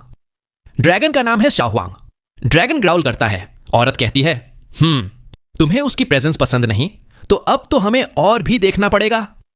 वो ड्रैगन के सिर को प्यार से थपथपाती है और ड्रैगन आसमान में उड़ जाता है। दोनों हवा में घुल जाते हैं, गायब हो जाते हैं। औरत कहती है, एबिस बिल्डर्स, एक ऐसी मिस्टीरियस रेस जो एम्परर ऑफ एबिस के ट्रू वर्ल्ड में भी मुश्किल से मिलती है। कहते हैं ये सब खत्म हो चुके हैं। उसकी आंखों में क्यूरियोसिटी है और वो ड्रैगन के साथ यिन डेथ रीजन की तरफ निकल पड़ती है। इधर सू मिंग वापस हेवन गेट के आसमान में आ चुका है, जो अब पूरी तरह अंधेरे में डूब रहा है। जैसे ही वो आता है, 8वीं लेयर टूट के बिखर जाता है। सू मिंग की आंखों में एक चमक है। बिना रुके वो बाइसू और उसके पिता को लेकर सीधा 7वीं लेयर की तरफ भागता है। सीमा शिन वहां नहीं है, लेकिन सू मिंग को पूरा यकीन है वो जरूर यहीं कहीं छुपा है, क्योंकि उसकी सू मिंग से दुश्मनी उतनी ही गहरी है जितनी सू मिंग की उससे। जैसे ही 8वीं लेयर बिखर जाता है, हेवन गेट की फ्रैगमेंटेड डिमेंशन हिलने लगती है और एग्जिट का सील भी खुल जाता है। सू मिंग तेजी से 7वीं, 6वीं और बाकी लेयर्स क्रॉस करता है। पीछे अंधेरा सब कुछ निगल रहा है, सब कुछ तोड़ रहा है। सू मिंग के पीछे कई लोग भी भाग रहे हैं जो अभी तक जिंदा हैं। उन्हें पता है बचना है तो सू मिंग के साथ ही जाना होगा। एग्जिट अब खुल चुका है और अब सब लोग निकल सकते हैं। जब सू मिंग फर्स्ट लेयर में पहुंचता है तो एक नजर एक्टिवेटेड रून पर डालता है, फिर उस बूढ़े आदमी को भी साथ ले लेता है जो पहले उससे मदद मांग रहा था, और सबको लेकर एग्जिट की तरफ भागता है। जैसे ही सूमिंग एक्टिवेटेड रून में कदम रखता है और गायब हो जाता है, हेवन गेट और भी तेज स्पीड से टूटने लगता है। जो भी ट्राइब्स अब आजाद हो चुकी हैं, वो सब सूमिंग के साथ निकल जाती हैं। जैसे ही सब लोग रून में घुसते हैं, वो सब भी गायब हो जाते हैं। अब सूमिंग सीधा पहुंचता है सी के ऊपर, 9वीं समिट के पार। जैसे ही वो आता है, समुंदर की लहरों में तूफान आ जाता है और पूरा समुंदर एक जायंट वर्लपूल बन जाता है। वर्लविंड की आवाज, पानी की गरज, ऐसा लग रहा है जैसे पूरा 9वीं समिट डूबने वाला है। सूमिंग की आंखों में एक चमक है। वो सीधा माउंटेन की तरफ दौड़ता है और पलक झपकते ही बाइसू, उसके पिता और सफेद कपड़े वाले बूढ़े को जमीन पर रख देता है। फिर वो अपना राइट पैर उठाता है और जोर से जमीन पर मारता है। एकदम से सू मिंग के शरीर से एक जबरदस्त फोर्स निकलती है, पूरे 9वीं समिट में फैल जाती है और समुंदर के पानी को भी हिला देती है। एक भयानक धमाका होता है, पानी आसमान की तरफ उछलता है और माउंटेन के इर्द गिर्द समुंदर में एक बड़ा सा गड्ढा बन जाता है। 9वीं समिट अब उस गड्ढे के बीचों बीच खड़ा है। दूर से देखो तो ऐसा लग रहा है जैसे समुंदर पर एक बड़ी सी हाथ ने जोर से दबाया हो और एक गहरा गड्ढा बना दिया हो। वेव्स की ऊंचाई देखकर लगता है कोई महाशक्ति का काम है। अब सूमिंग अपना राइट हाथ उठाता है, एक सील बनाता है और जमीन पर अपनी छाती से हाथ रख देता है। जैसे ही वो हाथ लगाता है, उसके शरीर से गोल्डन लाइट निकलती है, पूरे 9वीं समिट को कवर कर लेती है, जैसे एक शील्ड बन गई हो। इसी वक्त जो पानी सूमिंग ने हटा दिया था, वो वापस गड्ढे में भरने लगता है। लेकिन अब 9वीं समिट इकलौता पहाड़ है जो रेजिंग वेव्स और तूफानी हवाओं के बीच खड़ा है और गोल्डन शील्ड उसको प्रोटेक्ट कर रहा है। सूमिंग अब हुजी के केव अबोर्ड के बाहर खड़ा है। हुजी तो अंदर जोर जोर से सो रहा है। पीछे बैसू और उसके पिता खड़े हैं। अभी भी हेवन गेट के बिखरने का शौक उनके चेहरे पर है। बैसू के पिता की आंखों में भरोसा नहीं हो रहा। वो सूमिंग की पीठ को देखता है, जैसे सोच रहा हो ये इंसान है या कोई देवता। और बिना किसी देरी के सूमिंग अपनी डिवाइन सेंस बाहर फैलाता है। उसे पता है सीमा शिन से उसकी लड़ाई अभी खत्म नहीं हुई। अगर वो बैसू को बचाने नहीं गया होता तो शायद वो सीमा शिन को मार सकता था। लेकिन सीमा शिन के पास गॉड ऑफ बर्जर्कर्स की दूसरी डिवाइन एबिलिटी है जो सूमिंग को चिंता में डाल रही है। उसे पूरा यकीन है सीमा शिन अभी भी यहीं कहीं छुपा है। जैसे ही सूमिंग अपनी डिवाइन सेंस बाहर फैलाता है, उसकी आंखों में एक तेज चमक आ जाती है। उसे समुंदर के नीचे एक ऐसी बर्फ का टुकड़ा महसूस होता है जो अभी तक पूरा नहीं पिघला। यह बर्फ अलग है, इसमें लाल रंग की चमक है, खून की तरह। इस लाल बर्फ के अंदर एक टनल है और सूमिंग की डिवाइन सेंस देखती है सीमा शिन उस टनल में घुस रहा है और वो और भी गहरा जा रहा है। सूमिंग बैसू और सबको बोलता है यहीं रुकना। उसकी आंखों में मार डालने की आग है। वो बिना रुके समुंदर के अंदर घुस जाता है, सीधा नीचे की तरफ। वो इतनी तेज गति से जा रहा है कि पलक झपकते ही समुंदर के तल तक पहुंच जाता है। सीमाशिन के निशान देखते हुए वो टनल में घुस जाता है। सूमिंग सोचता है यह शायद वही ग्लेशियर है जो फ्रीजिंग स्काई क्लैन के नीचे था और अब भी यहां है जबकि बर्फ पिघल चुकी है। लगता है सीमाशिन को यहीं अपनी तकदीर मिली थी। सूमिंग लाल टनल के अंदर दौड़ता है। दिखने में तो शांत है, लेकिन उसका दिमाग फुल अलर्ट है। डिवाइन सेंस हर तरफ फैली हुई है। जैसे ही वो टनल में आगे बढ़ता है, सीमाशिन की झलक उसकी डिवाइन सेंस में आ जाती है। ये लाल बर्फ का लेयर है और टनल ही इकलौता क्रैक है। समुंदर का पानी भी अंदर नहीं घुस सकता। अजीब सी जगह है। बर्फ का लेयर मोटा है, टनल लंबा है और नीचे की जमीन पूरी लाल है, जैसे खून से रंग दिया हो। अब सूमिंग देखता है एक जायंट हाथ कई 100 फीट लंबा जमीन से आसमान की तरफ बढ़ रहा है। 5 उंगलियां पंजे की तरह खुली हुई, जैसे कोई आत्मा अंदर से बाहर निकलने की कोशिश कर रही हो। यह है एक लेफ्ट हैंड। उस हाथ की लकीरें, उसकी स्किन, सब कुछ असली लगता है। और उस हाथ से ऐसी प्रेजेंस आ रही है कि सूमिंग की डिवाइन सेंस लगभग टूट ही जाती है। यह है दूसरे गॉड ऑफ बर्जर्कर्स का लेफ्ट हैंड और उस हाथ की छाती पर बैठा है सीमा शिन। यही जगह है जहां सीमा शिन को अपनी तकदीर मिली थी। यहीं से उसने गॉड ऑफ बर्जर्कर्स की लेगेसी पाई थी। सीमा शिन यहां सूमिंग को खींच लाया है क्योंकि अब वो चाहता है यहां होगा फाइनल बैटल, मौत तक की जंग। जैसे ही सूमिंग सीमा शिन को महसूस करता है, उसकी डिवाइन सेंस टूट जाती है। उसके कदम एक पल के लिए रुक जाते हैं। चेहरा थोड़ा सफेद पड़ जाता है, लेकिन फिर वो रिकवर करता है। उसकी आंखों में अंधेरा आ जाता है। एक नजर क्रैक पर डालता है, फिर बिना रुके टनल के अंदर घुस जाता है। सीमा शिन उस वक्त क्रॉस लेगेड बैठा है। उसकी आंखों में मार डालने की चमक है। उसके हाथ गॉड ऑफ बर्जर्कर्स के पाम पर रखे हैं, सिर ऊपर उठाया हुआ है और उसके होठों पर एक ठंडी सी मुस्कुराहट है। एक पल बाद उसकी आंखों में ठंडी चमक आ जाती है। वो अपना हाथ तेज से हवा में घुमाता है। गॉड ऑफ बर्जर्कर्स का लेफ्ट हैंड कांपने लगता है। एक इल्यूजरी शैडो बन जाती है और वो शैडो सुमिंग की तरफ जो टनल से आ रहा है तेज गति से चार्ज करती है। दूर से देखो तो लगता है एक जायंट पाल्म जमीन से निकलकर सुमिंग को पकड़ने आ रही है। वो हाथ सुमिंग को पकड़ लेता है, जोर से दबा लेता है और हवा में धमाके की आवाज गूंजती है। बर्फ का लेयर कांप उठता है, क्रैक्स फैल जाते हैं और टुकड़े टुकड़े बर्फ गिरने लगती है। सब कुछ लाल रोशनी से चमक उठता है। कुछ समझ नहीं आता कि अंदर क्या हो रहा है। सीमा सिन की आंखें सिकुड़ जाती हैं। उसने ये अटैक बहुत पहले से तैयार किया था, लेकिन उसे यकीन नहीं है कि सुमिंग इतनी आसानी से मर जाएगा। अगर मरना इतना ही आसान होता तो सुमिंग अब तक जिंदा कैसे होता? सीमा सिन के लिए सुमिंग सबसे बड़ा दुश्मन है। चाहे वो फ्रीजिंग स्काई क्लैन का जीनियस था या अब जब वो खुद को चौथा गॉड ऑफ बर्जर्कर्स कहता है, हर बार वो सुमिंग के हाथ ही हारा है। सीमा सिन सोचता है शायद उसकी डिवाइन सेंस ने सुमिंग को टनल में ही खत्म कर दिया, लेकिन वो अपनी गार्ड नहीं गिराता। उसकी आंखें सिकुड़ती हैं, हाथ से सील बनाता है और ऊपर की तरफ आइस के टुकड़ों को एक्सप्लोड कर देता है। जैसे ही आइस एक्सप्लोड होती है, सीमा सिन के दिल में एक जबरदस्त खतरा महसूस होता है। तभी एक फिगर शूटिंग स्टार की तरह तेज आती है, हवा को चीरते हुए सीधा सीमा सिन की तरफ। वो फिगर है सुमिंग। सुमिंग की आंखों में मार डालने की चमक है। वो अपना राइट हाथ उठाता है, एक फिंगर सीमा सिन की तरफ पॉइंट करता है।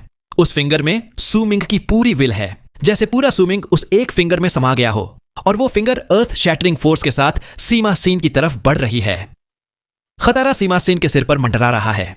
अगर कोई और होता तो शायद बच ही नहीं पाता, लेकिन सीमा सिन तो खुद को गॉड ऑफ बर्जर्कर्स कहता है। बिना डरे वो अपना मुंह खोलता है और सुमिंग के अटैक से नहीं बचता, बल्कि जोर से एक रोर करता है। ऐसी रोर जो आसमान जमीन को हिला दे। ये नॉर्मल रोर नहीं है, इसमें दूसरे गॉड ऑफ बर्जर्कर्स की ताकत है। ये है गॉड ऑफ बर्जर्कर्स का रोर।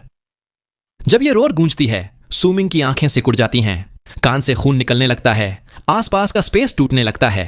एक जबरदस्त फोर्स सुमिंग को टकराती है। उसका शरीर कांप उठता है, खून उसके होंठों से निकलता है और वो हजारों फीट पीछे चला जाता है। लेकिन दोस्तों, ये रोर भी सीमा सिन के लिए आसान नहीं है। जैसे ही वो रोर करता है, उसका शरीर सूखने लगता है, जैसे उसकी सारी ताकत, खून, सब कुछ वो रोर चाट गया हो।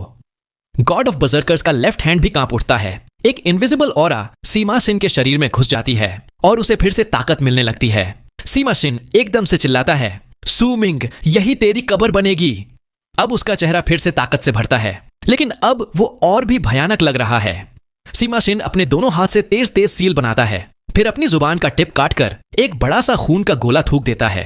वो खून उसके नीचे वाले हाथ यानी गॉड ऑफ बर्जर्कर्स के लेफ्ट हैंड पर गिरता है और पाल्म लाइंस एकदम चमक उठती हैं, जैसे किसी ने उन्हें खून से रंग दिया हो।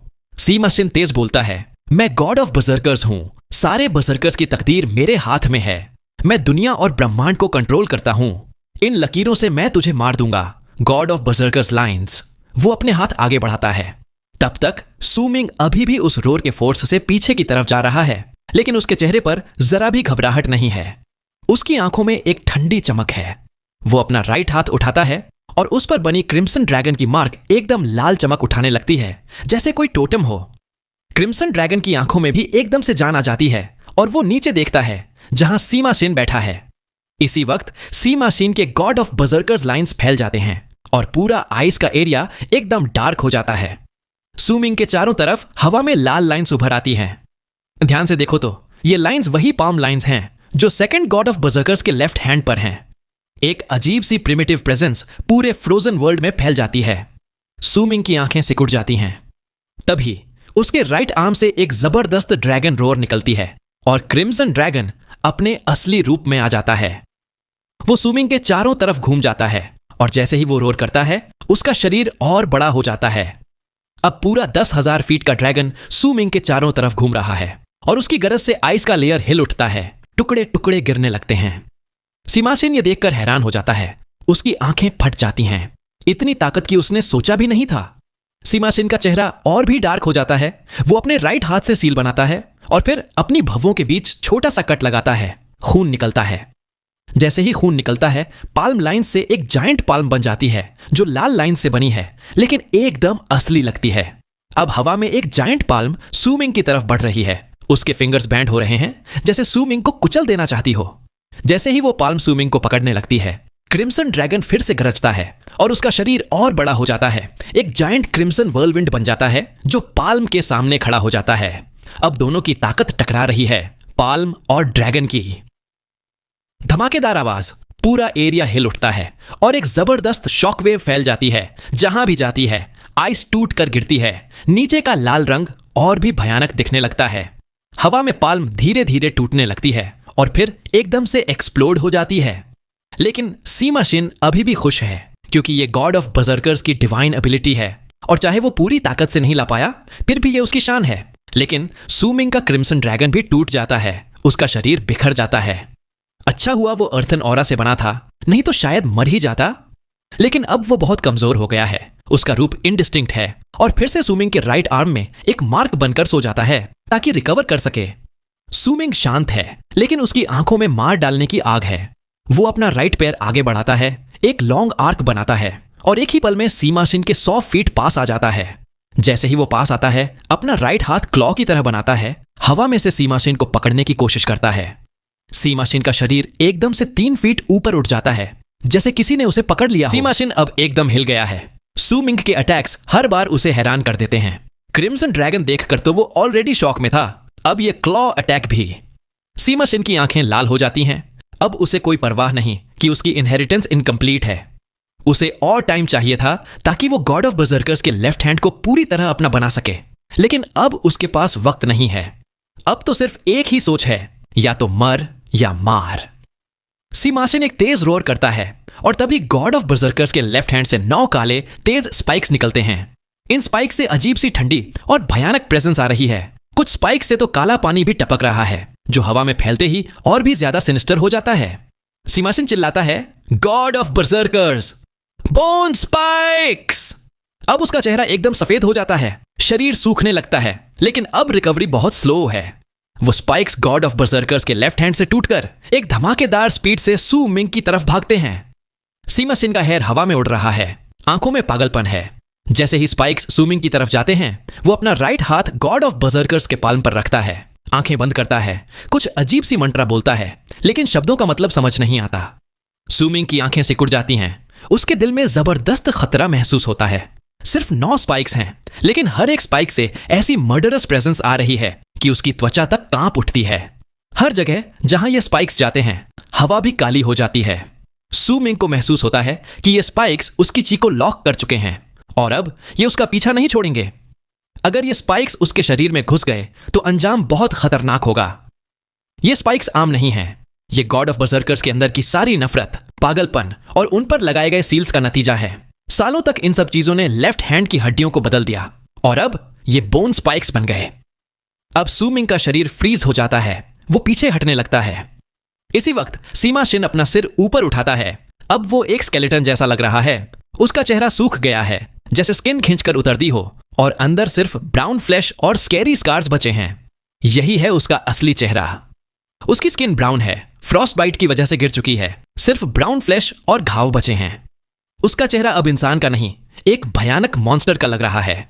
सीमा शिन पागलों की तरह चिल्लाता है, अपना राइट हाथ गॉड ऑफ बर्जर्कर्स के पाम से उठाता है और एक बोन स्पाइक जो एक लंबी ब्लेड की तरह है उससे खींच निकालता है। गॉड ऑफ बर्जर्कर्स का लेफ्ट हैंड कांप उठता है। सीमा शिन उस ब्लेड को खींचकर बाहर निकालता है, एकदम से आसमान की तरफ रोर करता है। यह बोन ब्लेड लगभग 10 फीट लंबी है, पूरी काली, और जैसे ही वो ब्लेड बाहर आती है पूरे एरिया में फ्रीजिंग एयर और भी ज्यादा हो जाती है और एक जबरदस्त मर्डरस ऑरा फैल जाती है।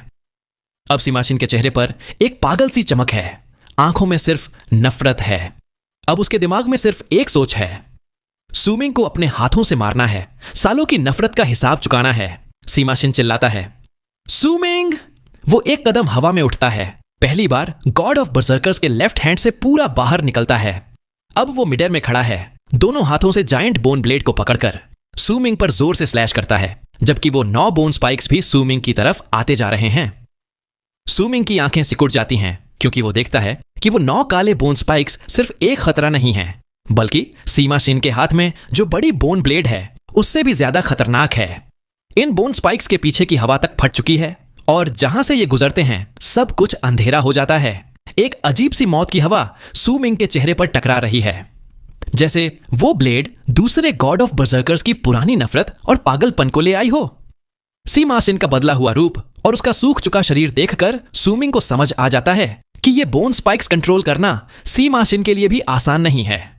ये एक डबल एज्ड सोर्ड है, जितना खतरनाक सूमिंग के लिए उतना ही खुद सी मार्शिन के लिए भी। अगर सी मार्शिन पूरी तरह से कंट्रोल कर पाता तो शायद आज ये लड़ाई होती ही नहीं। ये स्पाइक्स असल में एक ट्रेजर हैं जो दूसरे गॉड ऑफ बर्जर्कर्स के लेफ्ट हैंड की सालों पुरानी सील की ताकत से बने हैं, और ये डिवाइन एबिलिटी सू मिंग की करंट पावर से बहुत ऊपर है। लेकिन सी मार्शिन का ये फोर्सफुल अटैक सू मिंग के लिए एक मौका भी है। सू मिंग एक पल भी नहीं गंवाता।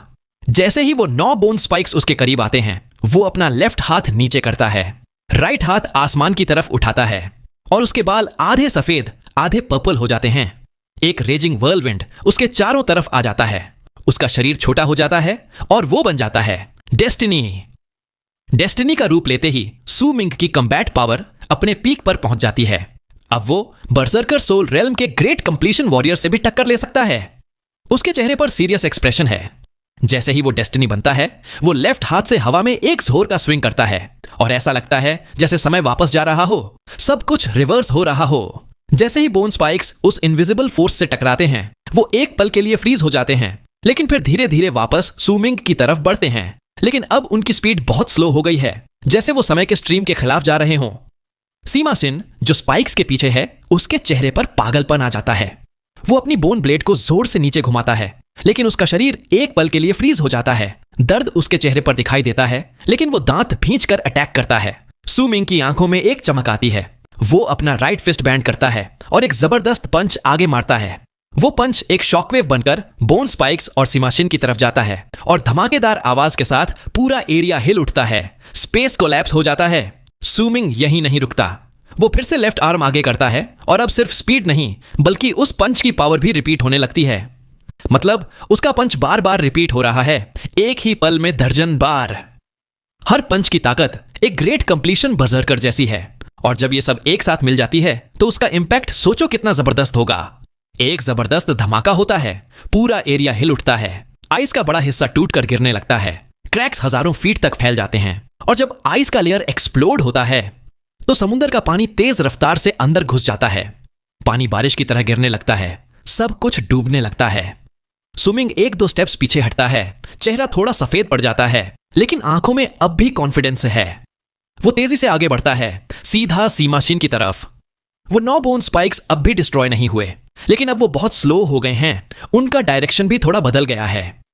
अब सू मिंग उनके बीच से निकल सकता है।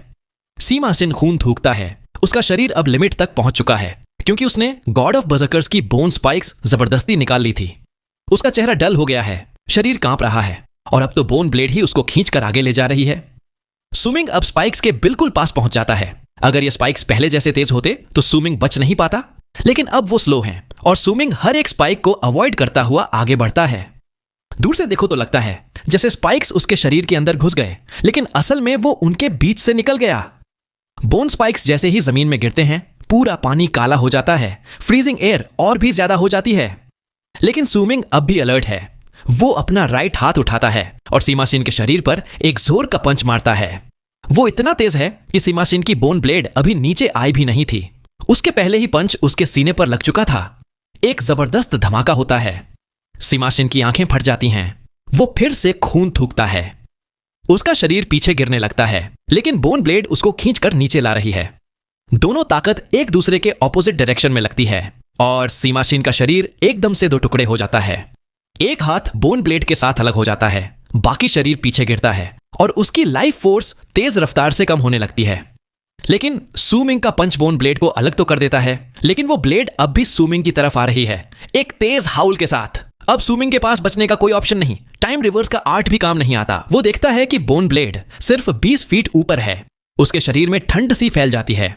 वो अपना सिर उठाता है। हॉर्न माउंटेन बेल अपने आप उसके चारों तरफ आ जाता है और 9 हेडेड ड्रैगन का शैडो भी ब्लेड को रोकने के लिए मैनिफेस्ट हो जाता है। एक भयानक धमाका होता है। 3 ड्रैगन हेड्स एक्सप्लोड हो जाते हैं। बाकी का शरीर भी डिसिपेट हो जाता है। हॉर्न माउंटेन बेल के अंदर वापस चला जाता है। Bone blade horn mountain bell पर गिरती है और एक फाइन क्रैक उस बेल पर आ जाता है।